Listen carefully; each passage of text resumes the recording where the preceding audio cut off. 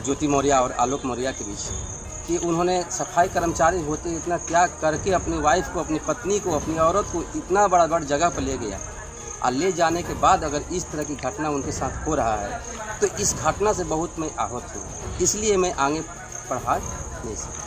वो बोल रहे हैं कि हम इसमें अब सक्षम नहीं हैं, हम भी नहीं पढ़ाएं। अगर पढ़ाएं कल का यही घटना हो जाए तो देखिए हर कोई एक जैसा तो नहीं है, हर कोई एक जैसा नहीं है, हम नहीं मतलब ऐसा करेंगे।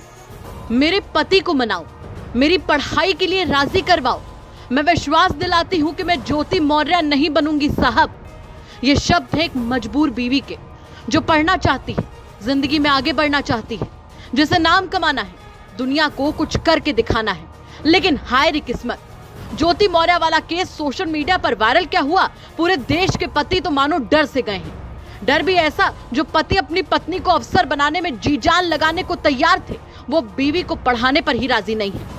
दरअसल जब से उत्तर प्रदेश में ज्योति मौर्य और उनके पति का केस वायरल हुआ है, तब से ही देश भर में बस इसी बात की चर्चा है।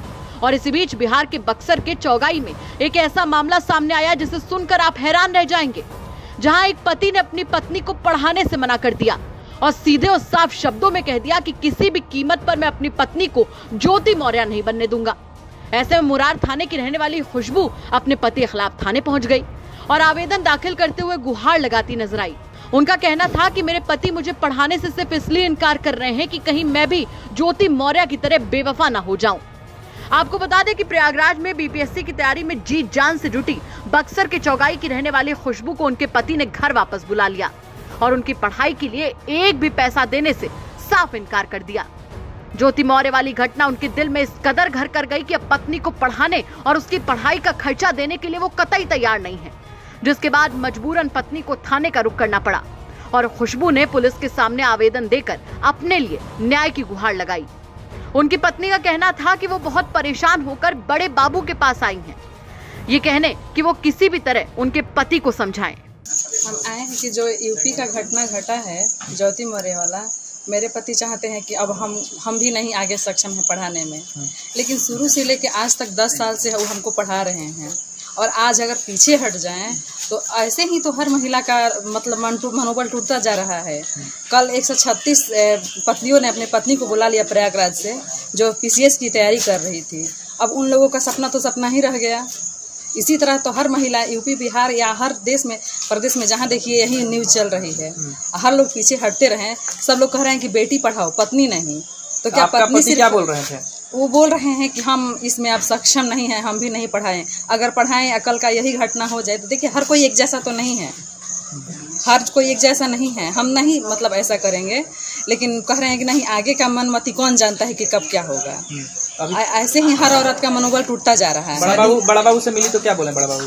बड़ा बाबू बोले कि नहीं, ऐसा नहीं है, आप लोग अपने में विचार कीजिए, ऐसा नहीं होना चाहिए। अब एक आदमी कर दिया तो क्या सब लोग कर देंगे? ऐसे का तैयारी करती थी आप? बीपीएससी का। अच्छा, एक शादी 2010 में हुई। अच्छा, एक बार और आपने बीपीएससी के लिए एग्जाम दिया? जी जी, उस टाइम 7-8 नंबर से मेरा चूक गया था बीपीएससी। अच्छा, 7-8 नंबर। उस टाइम से फिर मैं कंटिन्यू पढ़ाई करती रही और अभी फिर लक्ष्य है ऑनलाइन कर रही हूँ पढ़ाई अभी, और अब ऑफलाइन होने वाला था पढ़ाई यहाँ पर जो चालू होने वाला है। तो बोल रहे हैं कि नहीं, अब हम इसमें सक्षम नहीं। वहीं इस पूरे मामले पर उनके पति का सीधे तौर पर कहना था कि मैं पूरी ताकत से अपनी पत्नी को पढ़ा रहा था, लेकिन यूपी में हुई इस घटना से वो बहुत ज्यादा आहत है और अब अगर उनकी बीवी को पढ़ना है तो पढ़े, लेकिन वो पढ़ाई का खर्चा अब नहीं दे सकते।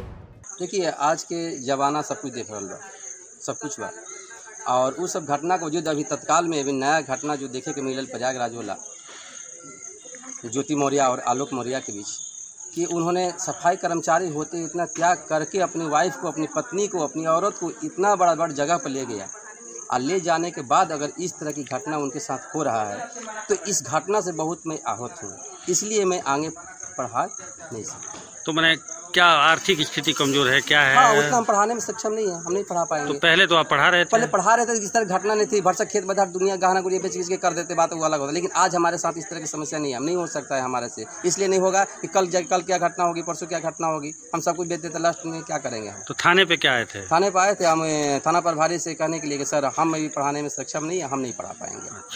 तो मैंने ये पत्नी तो कह रही है कि हम पढ़ेंगे? पत्नी को पढ़ना है, पत्नी तो पढ़ेंगी, पत्नी को तो शुरू से पढ़ा, लेकिन हम अर्थ देने के सक्षम नहीं है। अर्थ की जो तो पढ़ाई का मतलब स्टॉप हो जाएगा फिर? पढ़ाई स्टॉपेज होगा। आपको बता दें कि मुरार थाना क्षेत्र के चौगाई गांव निवासी पिंटू की शादी साल 2010 में हुई थी और वो अपनी पत्नी को पढ़ा लिखाकर अफसर बनाना चाहते थे। इसीलिए वो अपनी पत्नी को प्रयागराज में रखकर बीपीएससी की तैयारी भी करवा रहे थे। लेकिन यूपी में जब से ज्योति मौर्य और उनके पति का पारिवारिक मामला सामने आया है, उसके बाद से उनके होश उड़ गए और उन्होंने अपनी पत्नी को वापस बुला लिया। उन्होंने सीधे तौर पर कह दिया कि ज्योति मौर्य कांड के बाद वो अपनी पत्नी को पढ़ने के लिए पैसे नहीं देने वाले। फिलहाल ज्योति मौर्य वाला मामला लगातार बढ़ता जा रहा है और अब देखने वाली बात ये होगी कि बक्सर की खुशबू की पढ़ाई के जज्बे को उसका पति समझ पाता है या फिर किसी अनहोनी के डर में उसकी पढ़ाई छुड़वा देता है। आपका इस खबर पर क्या कुछ कहना है, कमेंट करके जरूर बताएं। बक्सर से पुष्पेंद्र पांडे की रिपोर्ट, यूपी तक।